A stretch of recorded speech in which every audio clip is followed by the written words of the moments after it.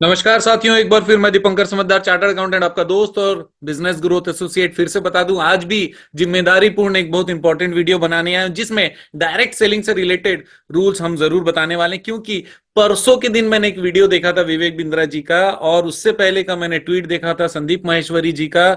दोनों रेस्पेक्टेड लोग हैं, और संदीप माहेश्वरी जी ने काफी सारे इल्जाम लगाए थे, थोड़े बहुत आंसर इन्होंने दिए थे। उसके बेसिस पे जो वीडियो रिलीज हुआ, उसके बाद कल दोपहर या कल शाम को मैंने देखा संदीप माहेश्वरी जी का वीडियो। क्या शानदार वीडियो आ गया। वो 35 मिनट्स का जो वीडियो था ना, वो वीडियो मैंने पूरा देखा। तो पूरे वीडियो में कुछ चीजों का इंपॉर्टेंट उन्होंने रेफरेंस दिया, जो कि एज ए चार्टर्ड अकाउंटेंट हम लोगों की भी जिम्मेदारी बनती है कि हम लोग सारे चीजों को और अच्छी तरीके से बताए, जिसको काफी अच्छे तरीके से ऑब्वियसली संदीप माहेश्वरी जी ने बता रखा है, उसको और एनालिसिस कर सकते हैं, ताकि कोई भी व्यक्ति अगर सच में किसी डायरेक्ट सेलिंग वाले फंडे में फंसा है तो नहीं फंसना चाहिए। अच्छा, मैं ये बताने वाला हूं क्या कि विवेक बिंद्रा जी सही है कि नहीं है, या फिर संदीप माहेश्वरी जी सही है कि नहीं? बिल्कुल नहीं। सही है जनता। क्यों? क्योंकि अगर किसी का वास्तविक नुकसान होता है तो वो नुकसान है, वो डायरेक्ट मार्केटिंग हो चाहे कुछ भी हो जावे। अगर आपको आपका कमिटमेंट पूरा नहीं हुआ आपके अगेंस्ट में, तो फिर सामने वाले को परेशानी होनी चाहिए कि नहीं होनी चाहिए, ये मुझे बोलने की जरूरत नहीं है। वो अपने आप परेशान हो जाएगा, क्योंकि परेशान कर दिया जाएगा, क्योंकि आपके कारण कोई परेशान हो रहा है अगर तो। अब इस जगह पे मैंने जो संदीप माहेश्वरी जी का वीडियो देखा, उसमें मुझे जबरदस्त चीजें क्या क्या लगी, पॉइंट कौन से आए, ये मैं बताता हूं। उसके बाद डायरेक्ट सेलिंग में जो एनालिसिस किया गया है उसको भी थोड़ा सा और क्लैरिटी के साथ बताता हूं, तब जाके और ज्यादा अच्छे से लोग अवेयर हो सकेंगे। क्योंकि अवेयरनेस का कैंपेन मानता हूं, आज का वीडियो अवेयरनेस का कैंपेन है। क्यों? क्योंकि लोगों को भी ये जानकारी होनी चाहिए। जब कोई प्रॉब्लम फंसे, केवल उस समय उस पॉइंट को तो आप समझ लीजिए, लेकिन नॉर्मल टाइम्स में भी अगर आप कहीं पर इन्वेस्ट करना चाहते हो या वहां पे इन्वॉल्व होना चाहते हो, उस समय भी आपको ध्यान में रखना चाहिए क्या क्या चीजें, ये जरूर देखना पड़ेगा। तो फिर कल के वीडियो में जो मैंने देखा कि उन्होंने क्लियरली कुछ कंज्यूमर प्रोटेक्शन एक्ट का डायरेक्ट सेलिंग रूल्स के बारे में बताया, जो मैं वीडियो में आगे जरूर बताने वाला हूं। इसके साथ ही साथ में उन्होंने बहुत अच्छी चीज बताई कि भाई विवेक बिंद्रा जी, आप छोटे छोटे जो इनकम नहीं करते वैसे कम उम्र वाले लोगों से आप पैसे वसूल करते हो, और 1-1 लाख रुपए आप जो लेते हो उसके अगेंस्ट में, या 50,000 लेते हो उसके अगेंस्ट में, जो आप खड़े होकर दावे करते हो, जिसका वीडियो दिखाया था और जो अपने वीडियो के अंदर में, वो दावे सच में हमने भी सुने। भाई अगर सच में अगर 1 लाख लोग हैं और उनका कमाई नहीं हो रहा है, तो फिर वो पैसे वापस कर दूंगा आप बोल रहे हो। अब उसके बीच में आपने अगर कुछ क्लॉज डाला होगा, तो वो क्लॉज काम करेगा क्या? देखिए, सच्चाई के सामने कोई चीज काम नहीं करने वाला, और आपने वीडियो में खड़े होकर बोला है, उस केस में क्या ये काम करने वाला है? क्योंकि देखो, अगर कमिटमेंट था, अगर कमिटमेंट पूरा नहीं हुआ, तो फिर पैसे वापस करने पड़ते हैं कि नहीं पड़ते हैं, ये तो लॉ रूल्स के अनुसार में सबको पता है, मुझे आंसर देने की जरूरत नहीं है।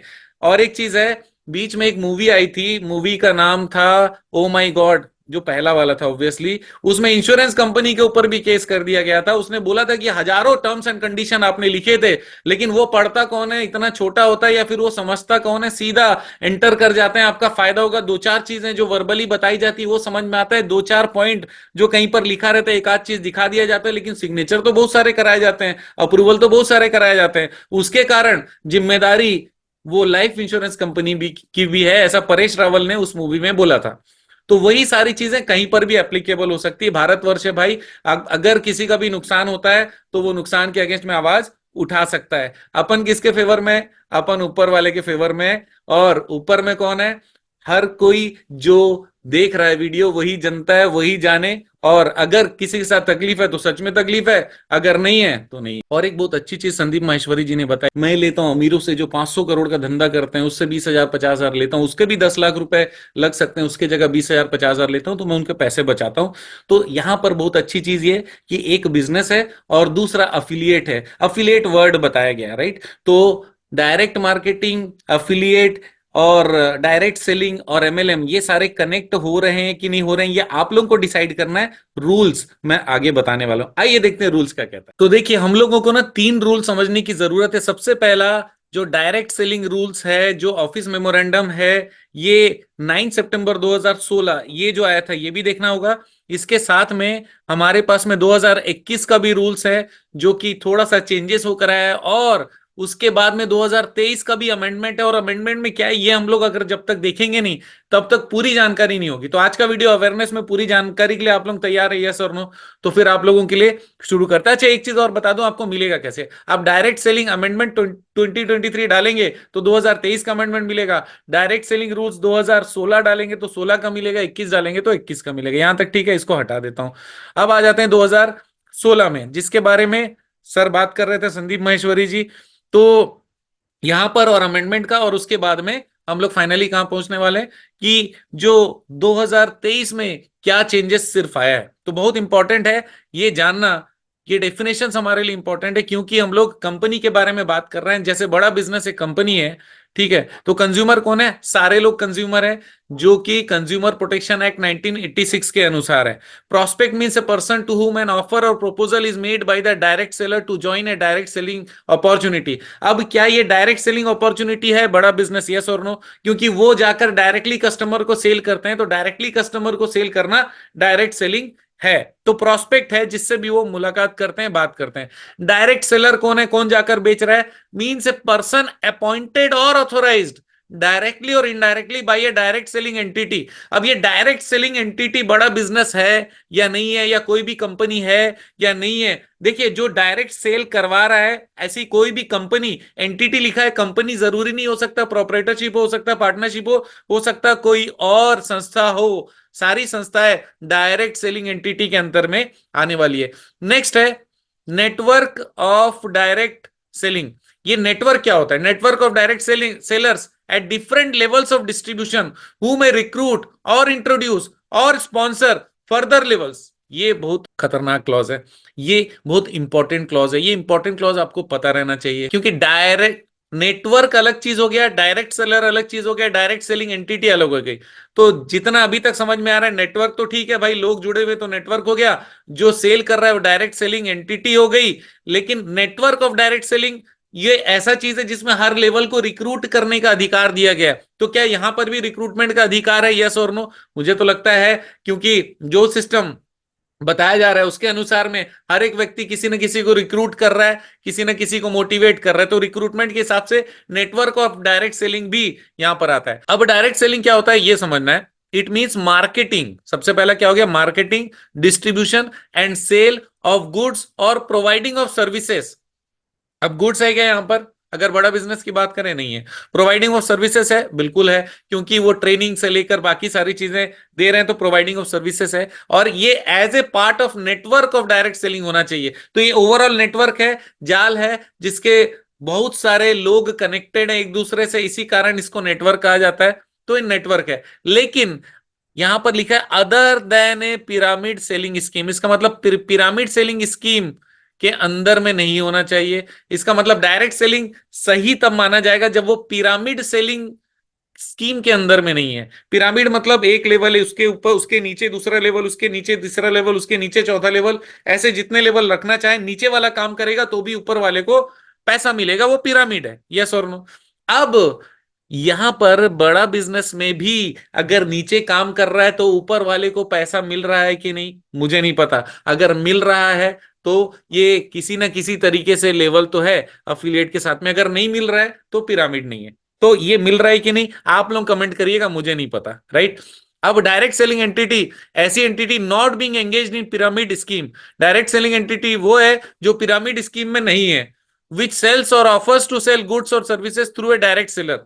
जो गुड्स या सर्विसेज सेल करना चाहता है किसी ना किसी डायरेक्ट सेलर के थ्रू, जिसको भी उसने रिक्रूट किया होगा, डायरेक्ट सेलिंग एंटिटी है। तो डायरेक्ट सेलिंग का प्रॉपर रूल्स रेगुलेशन है, जिसमें कुछ जगह पे आ रहा है या नहीं आ रहा है आपको चेक करना पड़ेगा। क्योंकि अगर नीचे वाले का कमीशन ऊपर वाले को मिल रहा है, नीचे वाले का वॉल्यूम ऊपर वाले को मिल रहा है, तो इसको पिरामिड बोलो या ना बोलो? ये पिरामिड, मुझे लग रहा है कि पिरामिड है। क्यों? क्योंकि इसमें लिखा हुआ है कि distribution or sale of goods और providing of services as a part of network of direct selling other than a pyramid scheme. ठीक है, तो पिरामिड स्कीम के अलावा हुआ तो डायरेक्ट सेलिंग, अदरवाइज वो पिरामिड स्कीम है। अब गुड्स क्या है? Goods means goods as defined in sale of goods act है, and service means service as defined in consumer protection act है। ठीक है, सेलेबल वर्ड बहुत इंपॉर्टेंट है। ये सेलेबल वर्ड के बारे में भी संदीप माहेश्वरी जी ने बताया था, और बहुत अच्छा एग्जाम्पल भी दिया था, और किसी से पूछा भी था कि भैया आपने 50,000 का अगर आपने कोर्स पैकेज खरीदा है तो किसी को 5,000 में दोगे तो लेगा क्या? तो वो सेलेबल है क्या? मार्केट में कोई और दूसरा उसको आसानी से खरीद सकता है क्या? तो saleable shall mean with respect to goods और services unused and marketable which has not expired. जो यूज नहीं हुआ है, मार्केटेबल भी होना चाहिए। यूज नहीं हुआ मतलब अगर आपने कोर्स को प्रॉपरली लिया नहीं तो वो यूज नहीं हुआ है, राइट? 100 उसमें कोर्स थे, उसमें 10 ही कर पाए तो 90% अनयूज मानेंगे। तो अनयूज के बाद में मार्केटेबल होना चाहिए, इसका मतलब किसी और को सेल किया जाना चाहिए, जाने योग्य होना चाहिए। तो क्या ये मार्केटेबल है, आपको डिसाइड करना है, क्योंकि आपको खोज के बेचना पड़ता है, समझा के बेचना पड़ता है। उसको आप मार्केटेबल मानोगे, यस और नो? क्या वो किसी और को बेच सकते हो? विच हैज नॉट एक्सपायर्ड, एक्सपायर्ड नहीं होना चाहिए। And which is not seasonal, ये सीजनल भी नहीं होना चाहिए। तो अगर सीजनल नहीं है, एक्सपायर नहीं हुआ है, मार्केटेबल है। ये मार्केटेबल वर्ड बहुत इंपॉर्टेंट है, क्योंकि अगर मार्केटेबल नहीं है, आसानी से दूसरे को सीधा सीधा आइडेंटिफाई करा के सही चीज बता के सेल नहीं कर सकते, तो मार्केटेबल नहीं है। डिसकंटिन्यूड और स्पेशल प्रमोशन गुड्स एंड और सर्विसेज, इसका मतलब यह है वो डिसकंटिन्यूड भी नहीं हुआ रहना चाहिए और स्पेशल प्रमोशन गुड्स भी नहीं हुआ रहना चाहिए। अब अगला cooling off period means the duration of time, ऐसा समय जिसके अंदर में आप पैसा वापसी की बात कर रहे होगे, या जिसके अंदर में अगर रिजल्ट नहीं मिला या जो आप कह रहे हो वो नहीं हुआ, उस केस में क्या होगा कि आपको वापस लेने का पूरा इंतजाम करना पड़ेगा। अगर ये कहा गया कि 3 महीने के अंदर नहीं हुआ तो आप क्लेम कर लो पैसा, तो वो क्लेम करना आपको चाहिए और करने के बाद उनको देना पड़ेगा। अब पिरामिड स्कीम क्या है, मैंने आप लोगों को जस्ट थोड़ी देर पहले बताया कि लेवल्स होते हैं, नीचे वाला काम करता है तो हर ऊपर वाले को पैसा मिलता है, ये पिरामिड स्कीम आता है, राइट? इसके बाद है मनी सर्कुलेशन स्कीम, इसके बारे में भी बात की गई, जो कि डिफाइंड किया गया under price chits and money circulation schemes banning act 1978, ताकि कहीं पर मनी सर्कुलेशन तो नहीं हो रहा है, ये देखना पड़ेगा। रेमुनरेशन सिस्टम बहुत इंपॉर्टेंट है, क्योंकि रेमुनरेशन सिस्टम से ये डिसाइड हो जाता है कि पिरामिड है या नहीं है। रेमुनरेशन सिस्टम क्या कहता है कि ऐसा कंपनसेशन का सिस्टम जिसको कंपनी ने बनाया है, जो पीरियोडिकली देना है, चाहे वो कमीशन के रूप में हो, इंसेंटिव के रूप में हो, या किसी और रूप में हो, जो कि मंथली, क्वार्टरली, हाफ ईयरली या एनुअली देना हो। This system for every direct selling entity shall, इस सिस्टम में क्या होना चाहिए? Have no provision that a direct seller will receive remuneration from the recruitment to participate in such direct selling। ये भी पॉइंट संदीप माहेश्वरी जी ने बोला कि भाई आपको प्रोडक्ट सेल जो आपने करवाया उसके बदले मिल रहा है तब तो ठीक है, लेकिन रिक्रूट कराया तो उसके बदले नहीं मिलना चाहिए। तो क्या किसी बिजनेस में, मतलब बड़ा बिजनेस में या जिस भी किसी बिजनेस में रिक्रूटमेंट के ऊपर पैसा मिलता है तो फिर वो यहां पर परेशानी हो सकती है। नेक्स्ट है ensure that direct sellers have receive remuneration derived from the sale of goods और सर्विसेज। इसका मतलब है उसको ये इंश्योर करना पड़ेगा कि गुड्स और सर्विसेज के सेल से ही उसको पैसे मिल रहे हैं। Clearly disclose the method of calculation of remuneration, remuneration अंदाजे से नहीं, फॉर्मूले से और सिस्टम से होना चाहिए। तो 3 चीज क्या इंपॉर्टेंट हो गया यहां पर? रेमुनरेशन रिक्रूटमेंट पे नहीं होना चाहिए, नहीं तो फिर इलीगल हो जाएगा। और डायरेक्ट सेलर को रेमुनरेशन केवल गुड्स और सर्विसेज के सेल करवाने के अगेंस्ट में मिलना चाहिए। और तीसरा, मेथड ऑफ कैलकुलेशन क्लियर होना चाहिए, राइट? अब स्टेट इंक्लूड्स यूनियन टेरिटरी, मतलब सारे जगह पे भारत और जितने यूनियन टेरिटरी सब जगह काम कर सकते हैं। Condition for setting up of direct selling business, अगर डायरेक्ट सेलिंग बिजनेस आपको सेटअप करना है लीगली तो क्या करना पड़ेगा? It shall be registered as a legal entity under the laws of India. अच्छा, ये इतना सारा बोल रहे हो सर, आप क्या ये बताना चाह रहे हो कि डायरेक्ट सेलिंग बड़ा बिजनेस है और वो लीगल है कि नहीं? नहीं, मैं डायरेक्ट सेलिंग का रूल्स बताना चाहता हूं ताकि आप ये चेक कर सको कि कौन सा बिजनेस इस दायरे में आता है। ये डायरेक्ट सेलिंग का लीगल रूल्स है, राइट? तो अगर लीगल रूल्स में कोई भी इलीगल काम कर रहा होगा तो फिर आपके पास में पूरा राइट है कहीं पर भी अप्रोच करने का, क्योंकि जो सच है वो अप्रोच करेगा तो फिर फायदा हो सकता है, होना ही है। तो यहां पर कहता है कि कौन डायरेक्ट सेलिंग बिजनेस कर सकता है? सबसे पहले उसको registered legal entity under law of India. अब रजिस्टर्ड लीगल एंटिटी कुछ भी हो सकता है, लॉ ऑफ इंडिया है, सेंट्रल गवर्नमेंट नहीं बोल रहा है, स्टेट गवर्नमेंट नहीं बोल रहा है, डिस्ट्रिक्ट गवर्नमेंट नहीं बोल रहा है, वो लॉ ऑफ इंडिया कह रहा है। इसका मतलब ये कि आपका पार्टनरशिप भी हो सकता है, एलएलपी भी हो सकता है, प्रोपराइटरशिप में भी अगर आपने प्रॉपर रजिस्ट्रेशन और परमिशन लिए होंगे स्टेट गवर्नमेंट के रूल्स रेगुलेशन के हिसाब से, वो भी हो सकता है। तो जो भी लॉ ऑफ इंडिया अलाउ करता है उसके अनुसार आपका रजिस्ट्रेशन होना चाहिए। Provide a mandatory orientation session to all prospective direct sellers. इसका मतलब यह है कि जितने डायरेक्ट सेलर्स हैं, जो बेचने वाले हैं, उनको प्रॉपर ओरिएंटेशन देना चाहिए, ताकि कोई भी मिस सेलिंग ना करे, कोई गलत सेलिंग ना करे, कोई इंफॉर्मेशन गलत ना करे। और जो डायरेक्ट सेलिंग का ऑपरेशन है उसमें रेमुनरेशन सिस्टम भी उनको बताया जा सके। एक्सपेक्टेड रेमुनरेशन मैक्सिमम कितना हो सकता है, किसी को कितना कमिट करना है, ये सारी चीजों को बताना जरूरी एवं नितांत आवश्यक है। तो क्या ये बताया जाता है कि नहीं? अगर बताया जाता है तो ठीक है, अगर कुछ छुपाया जाता है या बरगलाया जाता है तो ठीक नहीं है। ये प्रोवाइड करना एक्यूरेट और कंप्लीट इंफॉर्मेशन किसको? प्रोस्पेक्टिव और एग्जिस्टिंग डायरेक्ट सेलर्स को, जिसको रीजनेबल अमाउंट ऑफ रेमुनरेशन कितना मिलने वाला है, उसका अपॉर्चुनिटी क्या है, उसके राइट्स क्या है, उसके ऑब्लिगेशन क्या है, कौन कौन से अधिकार है, कौन से अधिकार नहीं है, कहां पर कंप्लेन करना चाहिए, कौन से नंबर किस काम के, ये सारी चीजें उसको बताना चाहिए, क्योंकि वो आपका पहला कस्टमर है ना।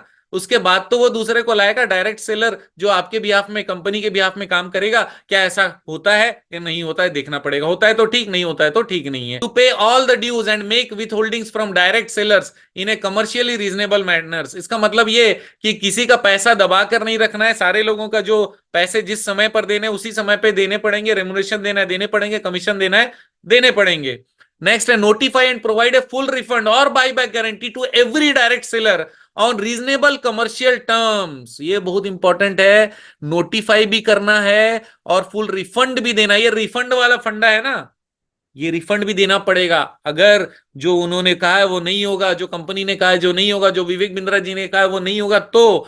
और buy back guarantee to every seller on reasonable commercial terms. इसका मतलब रीजनेबल कमर्शियल टर्म्स कौन से हैं? आपने कुछ साइन करा लिया होगा जो समझ में नहीं आया होगा, वो नहीं। रीजनेबल कमर्शियल टर्म्स का मतलब ये कि आपने कहा था कि भाई इतनी चीजें हो जाएगी, ये काम आप कर लोगे, उसके बाद आपकी कमाई हो जाएगी। तो जो भी टर्म्स एंड कंडीशन आपको हिंदी में समझाया गया हो या फिर आपके लैंग्वेज में समझाया गया हो और आपको जो जो करने कहा गया हो आपने कर लिया, उसके बाद भी, या फिर जो भी कंडीशन है वो आपने फुलफिल कर दिया, उसके बाद भी पैसे नहीं मिल रहे हैं, तो ऐसा गलत हो जाएगा। और कब तक देना पड़ेगा?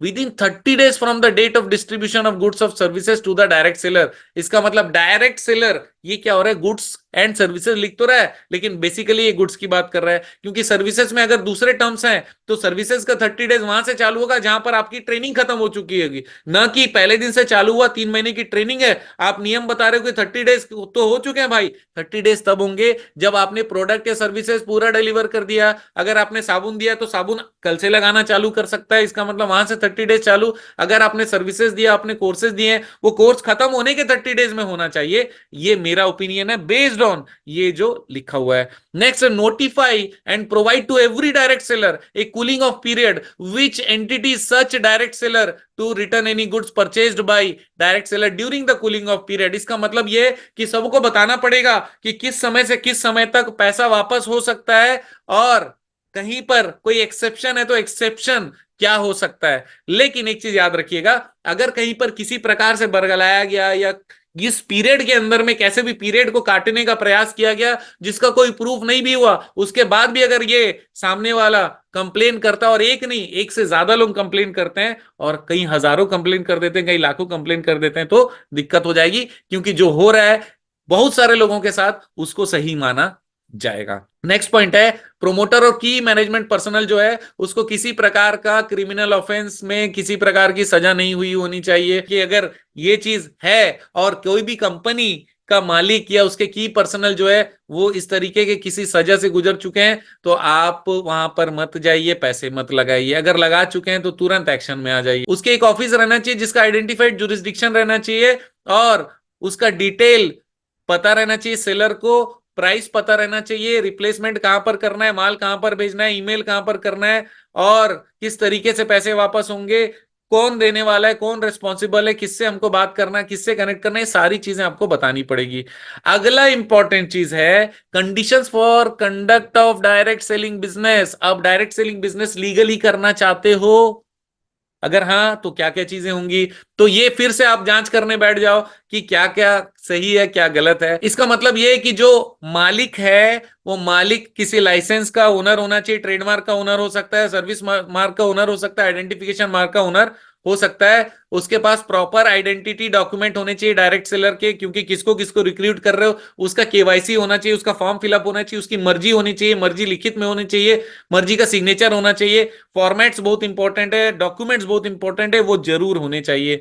इट शैल मेंटेन मतलब अगर ऐसा है कि नहीं है, अगर है तो अच्छी बात है, नहीं है तो गलत है। It shall maintain proper records either manual or electronic of their business dealings. जो भी बिजनेस डीलिंग हो रही है उसका इलेक्ट्रॉनिक रिकॉर्ड भी रिकॉर्ड है, डॉक्यूमेंट्री रिकॉर्ड भी रिकॉर्ड है, जिसमें कंप्लीट डिटेल होना चाहिए, जो goods services terms of contract price income plan, जो भी आपने इनकम प्लान दिया, डिटेल ऑफ डायरेक्ट सेलर उसके बारे में भी उसका कोई कोड है वो भी डाल दो, उसका एनरोलमेंट का डिटेल डाल दो, टर्मिनेशन का भी अगर कुछ डिटेल डालना है कि भाई कब टर्मिनेट हो सकता है, एक्टिव है कि नहीं है, कब तक एक्टिव रहेगा, अर्निंग के बारे में भी इंफॉर्मेशन हो सकती है, ये सारा चीज आपको डालना पड़ेगा। अब every direct selling entity shall maintain a register of direct sellers, ये रजिस्टर भी अलग से मेंटेन करना होगा, डिजिटल भी हो सकता है और फिजिकल भी हो सकता है, मेरे ख्याल से दोनों रखना अच्छी बात है। Detail of direct seller shall include but not limited to verified proof of address, proof of identity and PAN. इसका मतलब वेरीफाइड वर्ड को ध्यान रख लेना, एड्रेस प्रूफ प्रॉपर रहना चाहिए, एक बार चले भी गए तो अच्छी बात है, मुलाकात हो जाएगी तो सही है कि नहीं पता चल जाएगा, प्रूफ ऑफ आइडेंटिटी भी आ जाएगा। Next, it shall maintain proper and updated website, website में अपडेट रहना चाहिए, कोई भी अगर आपने चेंजेस सोचा है तो जिस समय से आपने सबको इन्फॉर्म किया उसी समय से वेबसाइट में भी डाल दो, क्योंकि इंफॉर्मेशन अगर आपके ग्रुप से ईमेल से नहीं मिला तो वेबसाइट से मिलने लगेगा। Next, it shall provide to all direct seller the periodic account information concerning and applicable sales purchases detail. इसका मतलब डायरेक्ट सेलर ने जो जो एक्टिविटी की वो सारे एक्टिविटी का रिपोर्ट प्रोवाइड करना चाहिए, अगर नहीं कर रहा है तो गलत कर रहा है। It shell monitor the value of purchases of all it's direct seller distributor on A monthly basis, monthly basis पे मॉनिटर भी करना चाहिए, सारे परचेज वैल्यूज चेक करने चाहिए, जीएसटी वैट जो भी एप्लीकेबल हो वो आपको समय पर पेमेंट करना चाहिए। लेकिन करना क्या नहीं चाहिए, क्या क्या चीजें नहीं करना है, a direct selling entity shall not, क्या नहीं करना चाहिए, यूज मिसलीडिंग। अब यहां पर आपको फिर से जज करना है बड़ा बिजनेस ऐसा कुछ कर रहा है कि नहीं कर रहा है, राइट। तो देखिए, यूज मिसलीडिंग, गलत सलत, डिसेप्टिव कैसे भी पटाने का प्रयास, और अनफेयर रिक्रूटिंग प्रैक्टिसेस, गलत तरीके से पूरा मतलब माहौल बना के कि भैया करना बहुत जरूरी है, ये 50 लोगों ने कमा लिया, ऐसा कुछ तो नहीं है जिससे कि वो चीजें करने के कारण आप रिक्रूट हुए हो, आप अपने मन से रिक्रूट हुए हो कोई प्रॉब्लम नहीं, लेकिन आपने मिसलीडिंग डिस्कशन के कारण, डिसेप्शन के कारण और अनफेयर प्रैक्टिसेस के कारण, गलत डायलॉग के कारण, गलत कमिटमेंट के कारण अगर आपका रिक्रूटमेंट हुआ है तो डायरेक्ट सेलिंग एंटिटी को दिक्कत होने वाली है। और वो किस चीज के बारे में झूठ हो सकता है, पोटेंशियल सेल के बारे में हो सकता है, पोटेंशियल अर्निंग के बारे में हो सकता है, किसी प्रकार के इंटरेक्शन में किसी कमिटमेंट को हमने गलत तरीके से बताया, अगर ऐसा है तो फिर उसका तो भुगतान कंपनी को करना पड़ेगा। क्या ऐसा हुआ है कि नहीं हुआ है ये हम लोग को देखने की जरूरत है। Any factual representation to a prospective direct seller that can not be verified, कुछ ऐसा डायलॉग मार दिए जिसको वेरीफाई नहीं कर सकते, और ऐसा कोई प्रॉमिस कर दिए जिसको फुलफिल नहीं कर सकते तो भी गलत है। क्या ऐसा कोई प्रॉमिस हुआ है, जैसे कि संदीप माहेश्वरी जी के वीडियो में कहा गया कि भैया कोई कमा ही नहीं रहा है, 5,000 लोग ज्यादा से ज्यादा कमा रहे होंगे, 10,000 लोग कमा रहे होंगे, लेकिन लाखों लोग नहीं कमा रहे, तो बाकी लोग को कुछ प्रॉमिस किया गया था, वो प्रॉमिस फुलफिल नहीं हुआ, तो उसका पैसा वापस करना चाहिए कि नहीं चाहिए, आप लोग डिसाइड करिए, क्योंकि प्रॉमिस अगर फुलफिल नहीं हुआ तो गलत है। Present any advantage of direct selling to prospective direct seller in a false और डिसेप्टिव मैनर, इसका मतलब है डायरेक्ट सेलिंग का कोई बेनिफिट जो प्रोस्पेक्ट को हम लोग गलत तरीके से बता रहे हैं कन्विंस करने के लिए कि भाई इतना तू कर ले, मैं अपने कमीशन में से भी कुछ दे दूंगा, तेरा भी कुछ हो जाएगा, ये सारी चीजें भी अगर हम लोग प्रेजेंट कर रहे हैं, गलत तरीके से प्रेजेंट कर रहे हैं, कोई एडवांटेज जो सही तरीके से नहीं बता रहे हैं, वो भी गलत है। डी पॉइंट बहुत इंपॉर्टेंट है, ये कहता है कि कोई भी ऐसा कमिटमेंट कि भैया मैं मालिक मेरा दोस्त है, प्रोडक्ट मैं ही बनाया हूं, तू ले ले कोई दिक्कत नहीं है, मैं यूज करके फलाना कर चुका है, और वो जो भी बोल रहा है वो गलत भी है, तो इसका मतलब ये हो गया मुझे इतना मिला, मुझे ये सुविधा मिली, मुझे फलाना हुआ, अगर वो गलत पाया गया, भले उसने वीडियो में बोला होगा, फिर भी अगर गलत पाया गया तो ये गलत है ही है। नेक्स्ट है, इंगेज इन और कॉज और permit any conduct that is misleading, इसके अलावा कोई भी ऐसा काम किया हो जो मिसलीडिंग हो और लाइकली टू मिसलीड हो, या फिर किसी और को मिसलीड अनजाने में जाने में कर रहा हो। और ये जाने में ज्यादा होता है, अनजाने में कब होता है? जब आपने नॉलेज नहीं लिया, इसका मतलब आपने डायरेक्ट सेलर को ट्रेनिंग नहीं दिया, तो फिर उसके बाद वो अनजाने में जो करेगा वो कंपनी का जाना हुआ गलती है, क्योंकि नॉलेज पूरा दिया नहीं था। अगर ऐसा है तो फिर गलत है। अगर हम लोग अपना कोई काम करने के लिए, अपना डायरेक्ट सेलिंग का बिजनेस बढ़ाने के लिए कोई फ्रॉड, कोअर्शन, हैरेसमेंट किसी को कर रहे हैं या अनलॉफुल कुछ काम कर रहे हैं कंपनी के प्रमोशन के लिए, तो गलत है। अगर डायरेक्ट सेलिंग ऑपरेशन में जुड़ने के लिए किसी प्रकार से कोई बेनिफिट या एंट्री फीस मांगा गया है, किसी को इंट्रोडक्शन करने के लिए किसी प्रकार का कुछ हम लोग बेनिफिट देते हैं कि भाई 10 लोगों को लेकर आओ, उसको हम लोग देख लेंगे, आप उसको मत देखो कि हम उसको क्या बेच लेते हैं, आप हमसे तो ये पैसा लेकर चले जाओ। तो इसका मतलब ये है कि any benefit to any person for introduction और रिक्रूटमेंट, इसका मतलब किसी को इंट्रोड्यूस करने के लिए भी अगर हमने कोई इंसेंटिव दिया तो गलत है, रिक्रूट करने के लिए कोई इंसेंटिव दिया तो और गलत है। देखो, ये जो पोर्शन मैं पढ़ने जा रहा हूं बहुत ज्यादा इंपॉर्टेंट है, क्योंकि ये आप लोगों को निर्णय लेने में मदद करेगा किसी भी कंपनी के लिए। कैसे? Not with standing the distribution system, distribution system कुछ भी हो, किसका adopted by A direct selling entity, उसका कोई भी डिस्ट्रीब्यूशन सिस्टम हो, उससे कोई मतलब नहीं इस एक्ट को या रूल को। The direct selling entity shall be responsible, उसको रिस्पॉन्सिबल होना ही पड़ेगा for compliance of these guidelines by any member of its network. देखो कितना खतरनाक चीज है, खाली कंपनी को कंप्लाई नहीं करना है रूल्स रेगुलेशन, उसके सारे मेंबर को भी कंप्लायंस करना है डायरेक्ट सेलिंग का, whether such member is appointed directly और इनडायरेक्टली। ये पॉइंट बहुत खतरनाक पॉइंट है, इस पॉइंट पे भी एक बार जरूर चर्चा होना चाहिए या फिर देखना चाहिए कि अगर कोई रूल्स रेगुलेशन कंपनी ने तोड़ा या फिर उसके मेंबर ने तोड़ा, कोई भी तोड़ा, तो फिर ये कंपनी की जिम्मेदारी 100% हो जाती है। बड़ा खतरनाक चीज है, यस और नो? क्योंकि एक भी बंदा तोड़ा तो अपन जिम्मेदार। अब ये है ड्राफ्ट कंज्यूमर प्रोटेक्शन रूल्स, जो कि 30 जून 2021 को रिलीज किया गया था। उसके बाद में कंज्यूमर प्रोटेक्शन रूल्स 2021 आया, जो कि 28 दिसंबर 2021 को लाया गया है, जो कि ये है। और ये लिंक भी अगर आप चाहेंगे तो मैं नीचे अपने डिस्क्रिप्शन में दे दूंगा, ये सारे चीजों के लिंक आपको देने वाला हूं, चारों चीजों के। तो इसमें भी कंप्लीट रूल्स लिखे हुए हैं, यहां पर कहां एक्सेप्शन हो सकता है ये हम लोग देखेंगे। तो मैं आपको सबसे पहले बताता हूं कि कौन कौन से रूल डायरेक्ट सेलिंग एंटिटी को फॉलो करने चाहिए। ये 2021 में बताया गया, पहले 2016 मैंने बताया, अब 2021 भी आप सुन लो अच्छे से। देखो, थोड़ा सा पेशेंस का जरूरत है, क्यों? क्योंकि हम लोग बहुत बड़ा डिसीजन लेने वाले हैं, अपन जज हैं, और हम लोग अगर नियम से जजिंग करेंगे तो मजा आ जाएगा, यस और नो? तो इनकॉर्पोरेशन अंडर कंपनीज एक्ट, और if A partnership firm be registered under partnership act, or if limited liability partnership be registered under limited liability partnership act। अब देखो, इससे पहले 2016 वाले में क्लियर बोला हुआ था कोई भी एंटिटी, अब ये कह रहा है तीन ही चीज होगी, क्या? कंपनी होगी या पार्टनरशिप फर्म होगा या एलएलपी होगा, इसके अलावा इस रूल के अंदर कोई फिट नहीं होगा। Have a minimum of one physical location of registered office with in India. इसका मतलब एमवे कंपनी अगर अमेरिका की है तो इंडिया में भी एक ऑफिस होना चाहिए। एग्जांपल बोल रहा हूं, कोई भी कंपनी बाहर की भी है तो इंडिया में फिजिकल ऑफिस होना चाहिए। वो make self declaration to the effect that direct selling entity has complied with provision of direct selling rules and is not involve in any pyramid scheme. इसका मतलब ये कि उसको एक डिक्लेरेशन देना पड़ेगा नोटराइज करके कि भैया हम कुछ और ऐसा काम नहीं कर रहे हैं जो कि पिरामिड से रिलेटेड है, और दूसरा डायरेक्ट सेलिंग के सारे रूल्स फॉलो कर रहे हैं।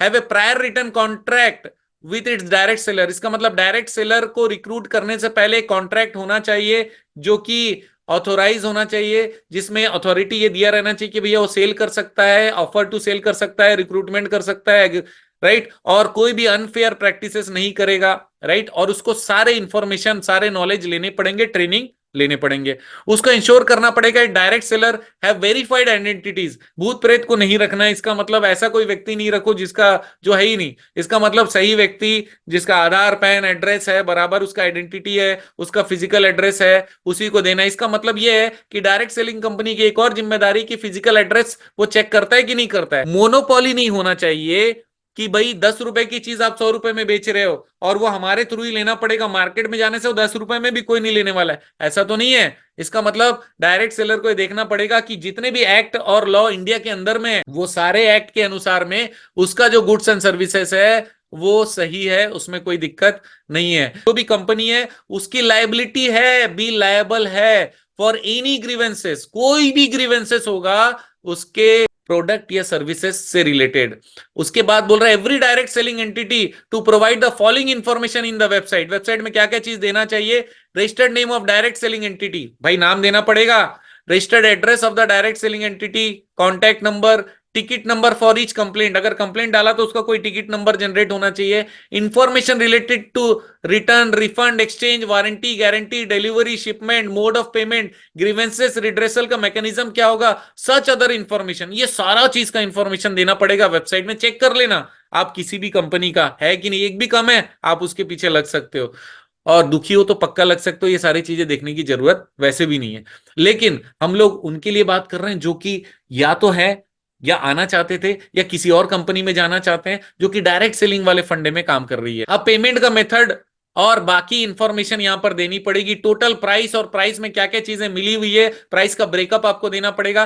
करेक्ट और कंप्लीट इंफॉर्मेशन देना पड़ेगा। प्री परचेज स्टेज में क्या होगा, बाद में क्या होगा, कब कौन से पैसे रहेंगे, वापस करने का भी डिटेल सारा चीज देना पड़ेगा। इसके अलावा बाकी क्लॉज बेसिकली हम लोगों ने मेन एक्ट 2016 में पढ़े, लेकिन अब हम लोग आ जाते हैं ये जो हमारा अमेंडमेंट रूल्स 2023, 21 जून 2023 में कुछ अमेंडमेंट आया था। एक सिंगल चीज का अमेंडमेंट है जिसको हम लोग देखेंगे। अमेंडमेंट रूल्स 2023 है, इसमें कहता है कि in clause D for the words through direct seller, the words directly through a network of sellers shall be substituted। through direct seller जहां लिखा है वहां पर directly through network of seller आ जाना चाहिए, और ये तुरंत होना चाहिए। इसके अलावा और कोई बात नहीं है, इससे बहुत ज्यादा फर्क नहीं पड़ने वाला आप जिसका भी एनालिसिस करने वाले हो। लेकिन कुछ जगह पे वहां पड़ेगा जहां पे नेटवर्क है या नेटवर्क नहीं है। विदाउट नेटवर्क है तो फिर अलग बात है, और नेटवर्क है तो अलग बात है। नेटवर्क वाले को ही इसके अंदर में लिया गया है, लीगल में नहीं है तो नहीं है।